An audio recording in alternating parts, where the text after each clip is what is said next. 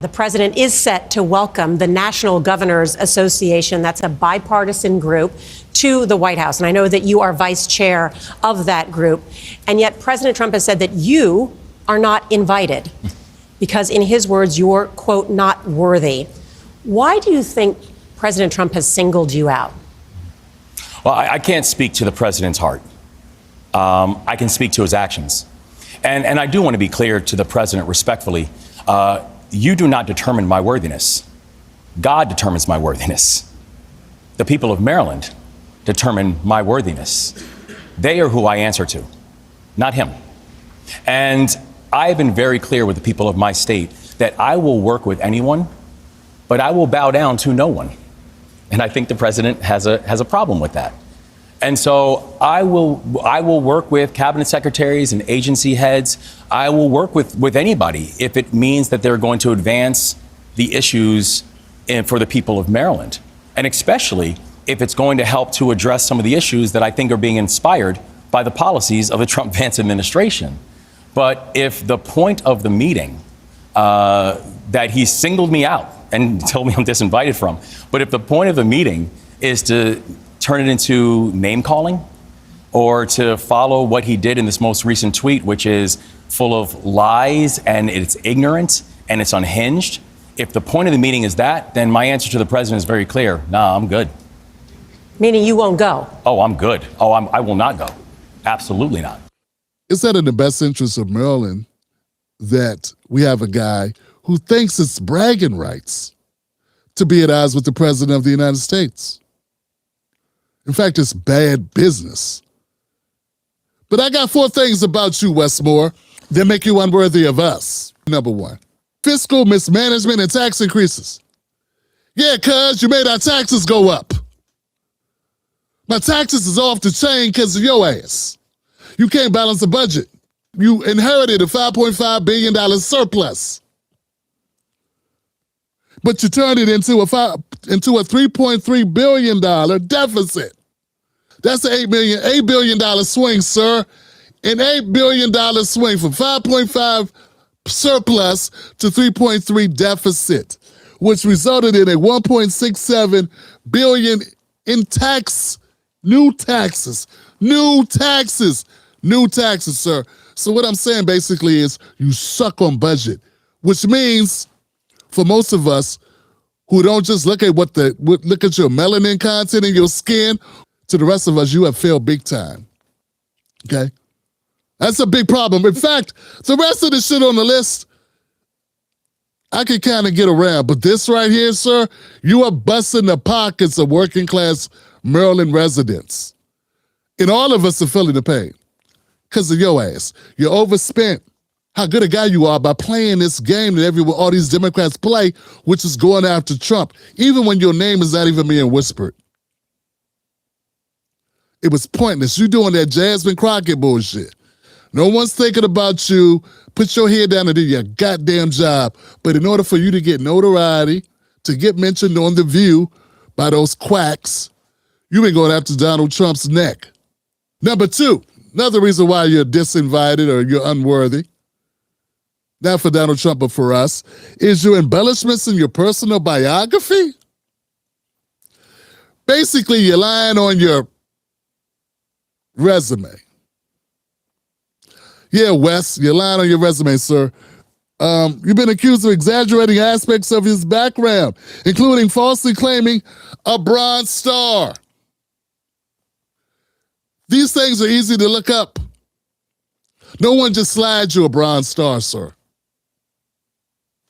Kind of a big ceremony in hand.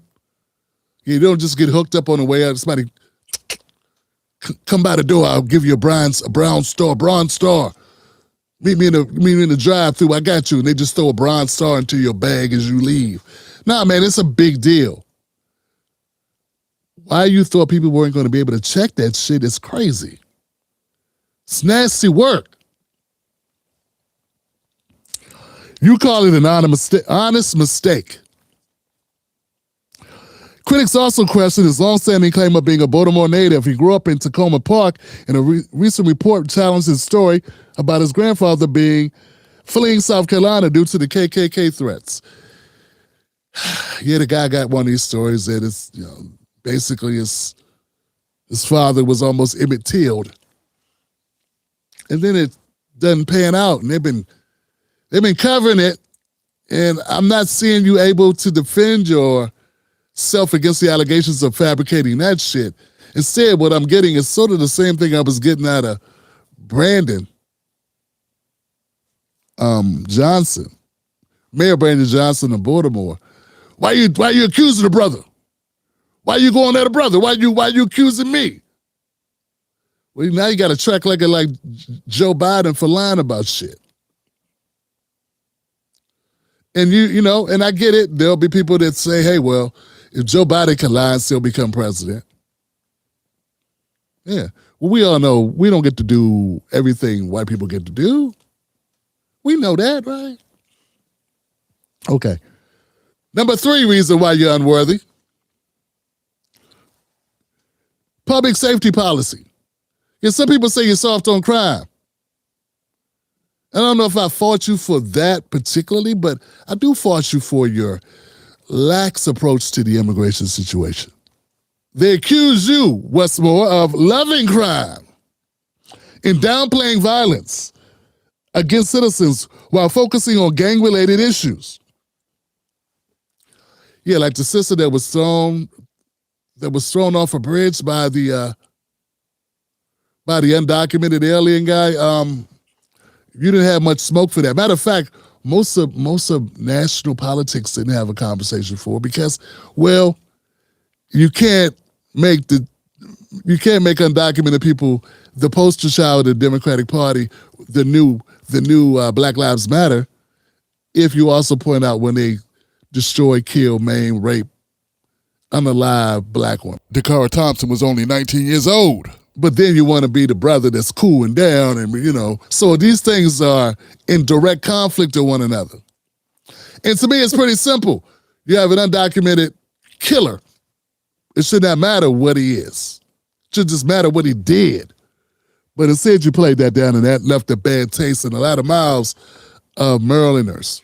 Yeah, your handling of immigration has been criticized with claims of mishandling federal enforcement and allowing foreign violent offenders to harm residents. And that would be it. That would be it. And last but not least, the 4th reason why I say you unworthy is the vetoing of a reparations bill. Not just that you vetoed it, but you had this cornball explanation that, hey, we tired of studies. We don't need no study. And then you went dark. Yeah, you came out like, oh, okay, guys, no, I get it. I get it. Y'all want reparations, I get it. But why are we doing a study? We don't need to do no damn studies. We tired of studies. Everybody black was like, yeah. Black Americans, foundational Black Americans, like, yeah, let's be real. And then you went right and said that, well, okay, we'll just be quiet and let it go away. And you offered no counter offer, you offered nothing. It's not like you followed it up and said, okay, so we're going to do this. We're going to push the bill that just gets right to the paper. I mean, then why not push the bill that gets right to the paper? You're already in debt. So we'll go into debt to build certain shit in the state that makes it more inhabitable and more gentrified. But not for us, huh? Yeah, that's a bridge too far.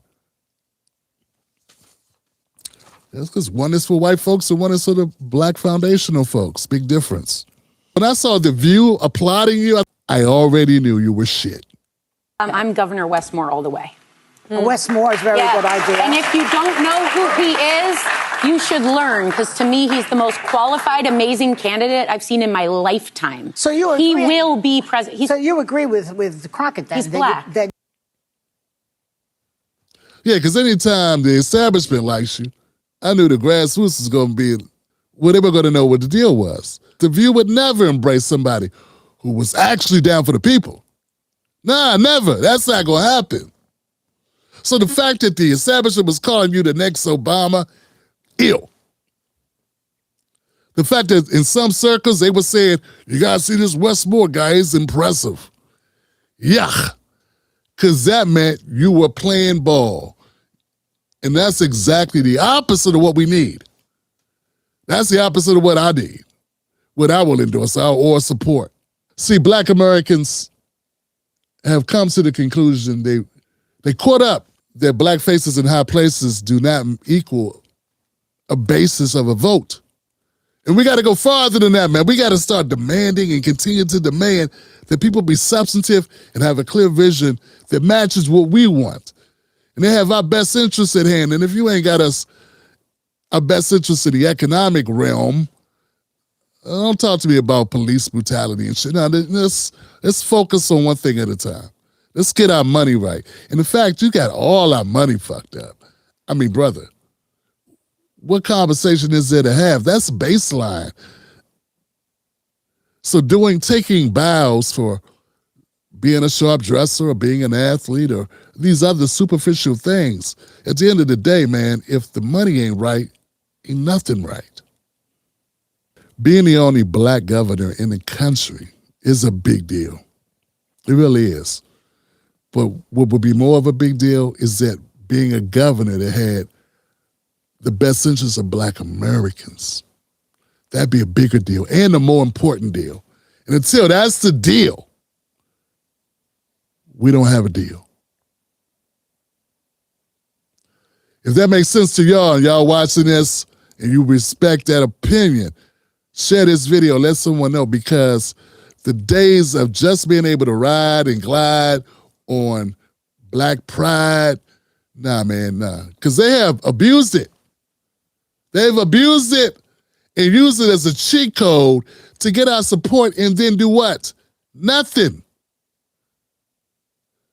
The fact you like John Legend or J. Cole or some shit like that, Beyonce means nothing to me, bro. Shit, I'd rather you listen to Gene Simmons and Jelly Roll, but get my money right and have policies that are going to make us economically empowered. I could care less what's in your playlist. I could care less what football team you like. I could care less what kind of gumbo you would make. These things, how you cook greens, these are all goofy things that you Democrats try to endear yourself to black Americans with, and this shit ain't working anymore. Because the internet has opened up even those vote blue sycophants and zombies to a world that has them questioning. They may not be all the way agreeing with me, but they question it. And all it takes is for more and more shit to come out about y'all, and it puts a little ticker in the heads of these people. See, folks, I believe that everything is not done in one fell swoop. I believe in constant work. I believe in a process of sort of like a shore of a beach. The erosion of the waves over time, you know? Like that beach wave that hits the shore, that erodes the bullshit in people's heads. Slowly but surely, piece by piece, bit by bit. And that's what's happening with many black Americans. And that's why the title of this is Black Americans are no longer falling for it. We're waking up. And that goofy woke shit that the Republicans talk about. No, I mean, we are recognizing and calling bullshit when we see it more and more. And I think it's only going to get more pronounced and more of us doing it as time goes on. So folks, share this video. Hopefully it gets to Wes Moore. You seem like a career politician to me, and I don't want somebody who's here for their career. I want somebody who's here for the people.